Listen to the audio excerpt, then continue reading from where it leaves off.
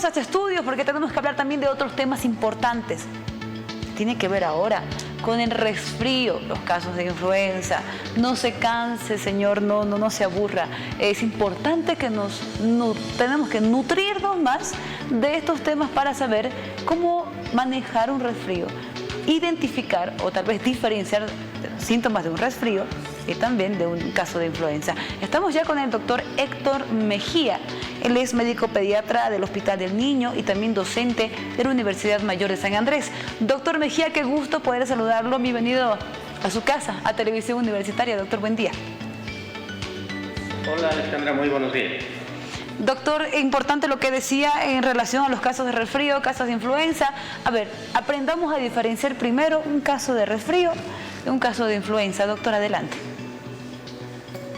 Bien, los resfriados la gente ya los conoce, se van acompañados de un poquito de fiebre, estornudos, tos, moquitos por la nariz. La gripe o la influenza exacerba, aumenta estos síntomas a más graves, es decir, la fiebre es mucho más aparatosa, dolor muscular, mayor compromiso del estado general, decaimiento. Se calcula que una influenza en un adulto podría aislarlo de su trabajo por lo menos unos 4 días. En niños menores de 2 años es posible que pueda internarlos y también en ancianos. Entonces, por lo tanto, la influenza o gripe tiene síntomas mucho más graves que un resfriado común. Claro, a ver, la gente a veces confunde el tema de los síntomas y no sabe en qué momento ya está pasando un caso de influenza. Es importante que usted escuche estos datos que acaba de mencionar el doctor. Doctor, sobre el tema de la medicación, ¿qué pasa con esto de la automedicación? Que ya tenemos un estornudo, vamos a la farmacia, nos compramos un antigripal, qué sé yo, algún paracetamol. ¿Está bien hacer eso, doctor? ¿Qué tenemos que hacer primero? Idealmente, si son niños pequeños, sobre todo menores de 2 años o ancianos, deberían consultar a un médico, porque en estos grupos etarios, en chiquitos y en ancianos, estas enfermedades pueden bajar, si se quiere, al pulmón y producir neumonías, por ejemplo. Entonces, esto es importante que sea descartado por un médico pediatra o un médico de adultos en el caso de los ancianos. Importante. En el caso, tal vez, de una persona que tiene alguna enfermedad de base. Las personas que tienen enfermedades de base como diabetes, obesidad, hipertensión, el otro grupo de riesgo que son las embarazadas, pueden hacer casos mucho más graves de gripe, por ejemplo, de influenza. Una mujer gestante embarazada, cuando le da gripe, tiene 5 veces más chance de llegar a terapia intensiva que una mujer que no está embarazada, por ejemplo, ¿no? Claro. Entonces, por lo tanto, estos grupos de riesgo deben tener mucho más cuidado y deben ser evaluados por un médico idealmente. Ahora, doctor, el tema también de las medidas de bioseguridad, los cuidados de las medidas de bioseguridad es importante, porque al estornudar, al tocar cosas de una persona que está con resfrío, inmediatamente pues existe el contagio del resfrío, o en todo caso de la influenza, ¿verdad, doctor? Definitivamente, lo que ya aprendimos con el COVID, ¿no es cierto?, durante la pandemia, en esta época, preferiblemente no salude dando la mano, no salude dando besos, porque estas son formas fáciles de transmisión. Se acude a centros de alta conglomeración de personas como son supermercados, bancos, etcétera, use barbijo preferentemente. Actualmente ya no es necesario usar barbijo estrictamente cuando uno anda solo por la calle, por ejemplo. Claro. O en la casa, pero en lugares hacinados, en este momento del invierno, donde están circulando varios virus, no solo el coronavirus, también el de la influenza, el virus sincicial respiratorio, varios virus respiratorios que normalmente estaban presentes antes, están circulando nuevamente y se transmiten de igual forma que el coronavirus. Entonces, por lo tanto, todo lo que aprendimos durante la pandemia es válido en este momento otra vez. Doctor, comúnmente, ¿cuánto tiempo dura el contagio de un resfrío y la diferencia del tiempo que se queda en nuestro cuerpo el virus de la influenza, doctor?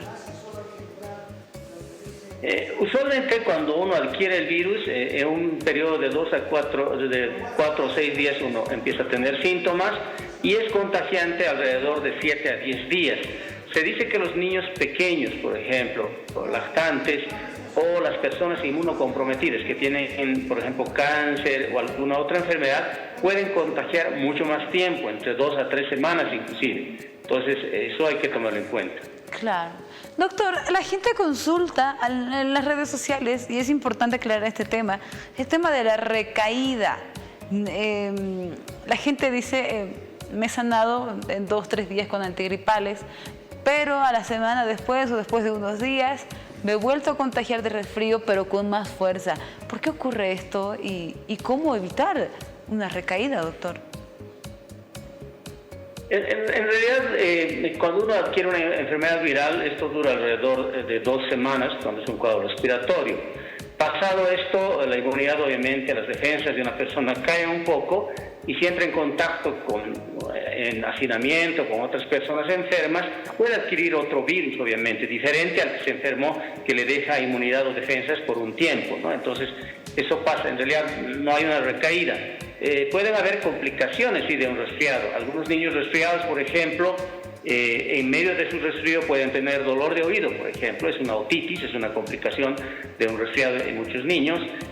Pueden tener, por ejemplo, sinusitis. El 10% de niños que están resfriados, de 100 niños con un resfriado, puede haber tos persistente en un grupo de niños, más allá de los 14 días, y una complicación probable es la sinusitis, por ejemplo, y que a veces se confunde con una recaída, eso, ¿no? Realmente vital lo que nos dice el doctor en relación a los casos de síntomas de resfrío, también de influenza. Por ejemplo, usted como médico del Hospital del Niño, creo que están llegando más casos de resfrío y también se suman los casos de influenza, ¿o hay una disminución hasta el momento de registro de estos casos, doctor?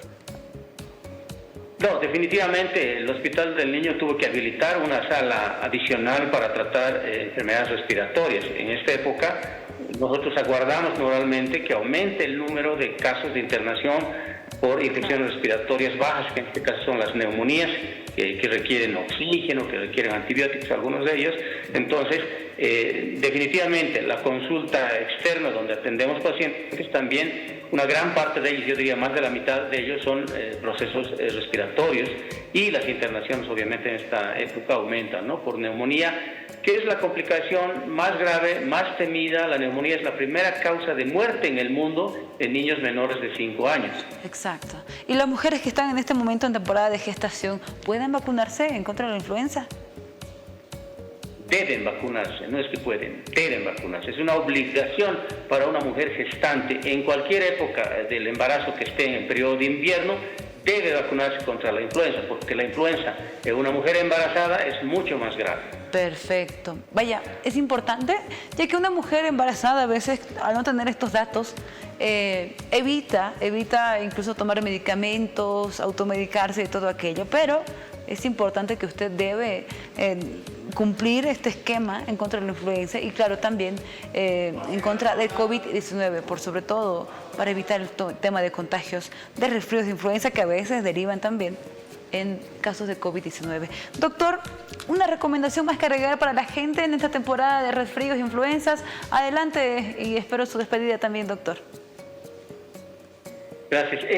Aspectos importantes que aumentan el riesgo de tener neumonía son, por ejemplo, que los bebés no reciban lactancia materna. Todas las mamás, por favor, denle pecho a sus bebés pequeños. El no tener vacunas aumenta el riesgo de tener neumonías graves. Por favor, todos los papás vacunen, actualicen los esquemas de vacuna de sus niños, no descuiden este aspecto. Una buena nutrición con abundantes cítricos en esta época es importante.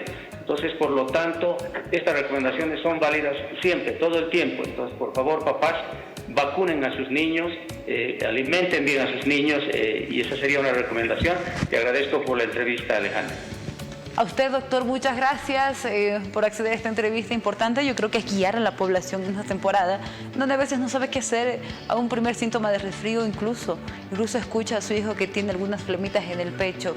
La gente no sabe qué hacer o qué medicamentos tomar. Automedicarse es lo único que hace la gente en esta temporada. Gracias, doctor, por estar con nosotros. Hasta una próxima oportunidad.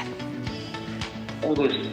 El doctor Héctor Mejía con nosotros, él es pediatra del Hospital del Niño y también docente de nuestra Casa de Estudios Superiores, lógicamente profesional de la Universidad Mayor de San Andrés. A ver, 7 de la mañana con exactamente 41 minutos, momento de hacer una pausa. Volvemos en breve porque tenemos más.